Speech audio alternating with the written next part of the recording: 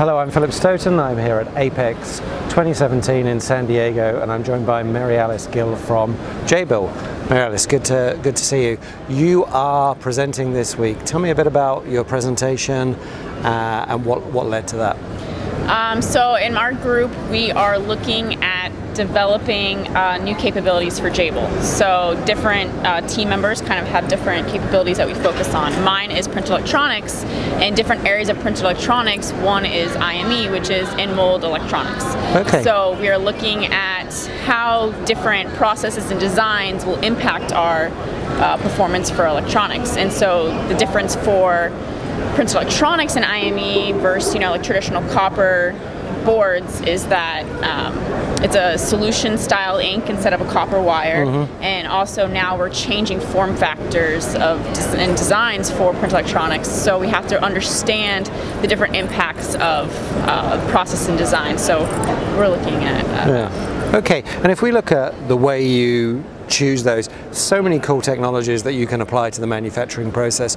How do you choose which ones to spend the time on, to do the research in, or do you research them all? How does that work within the Jabil team? We actually kind of look at all of them. Okay.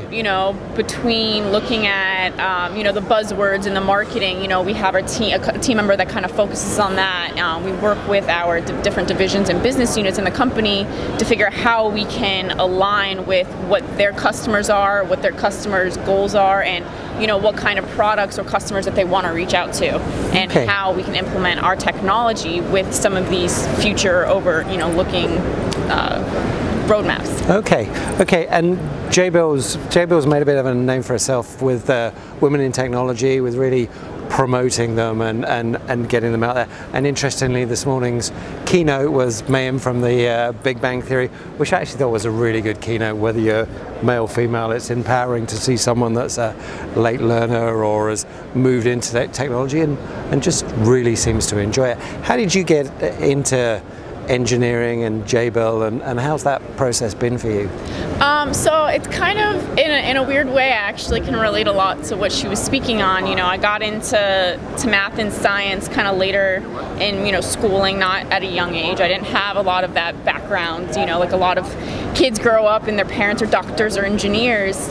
And so for me, it was kind of trying to, that coming of age and figuring out what you wanted to do. And I felt challenged by math and science, and it, as much as it intimidated and scared me, it intrigued me. And I kind of, seeing myself in the future, I was like, I want to have something that's going to make me feel challenged, and that's going to keep me motivated in the long run, and it empowers you too, and it's exciting kind of crossing over barriers and climbing the mountains. Okay, exciting. So you take that education, you bring that along to Jabil. Well, what's it like once you arrive at Jabil in terms of mentoring, support and encouragement? So I actually came to Jabil initially as an intern. And it kind of, I got to work with the print electronics team that was developing and helped kind of actually build the lab, and they had the position open up, and I applied. So they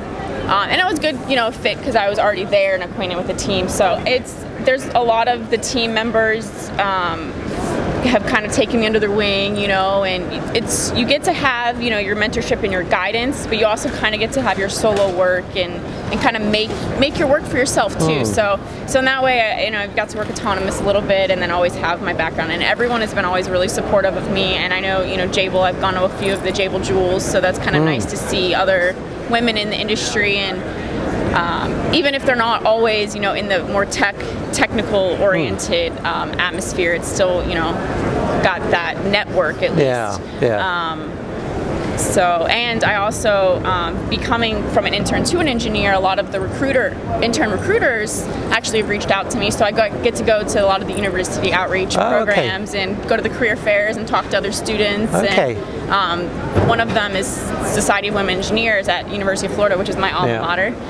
They host an evening with industry, so I get to be part of that, so it kind of all ties in a little bit. Yeah, and I think that loop is important, that you can pass on that enthusiasm and show people that there actually is a interesting career path, and you can end up speaking at Apex. It's pretty cool. MaryAlice, thanks very much for your time. Thanks for stopping by. Good luck with the presentation. Thank you. Thank you.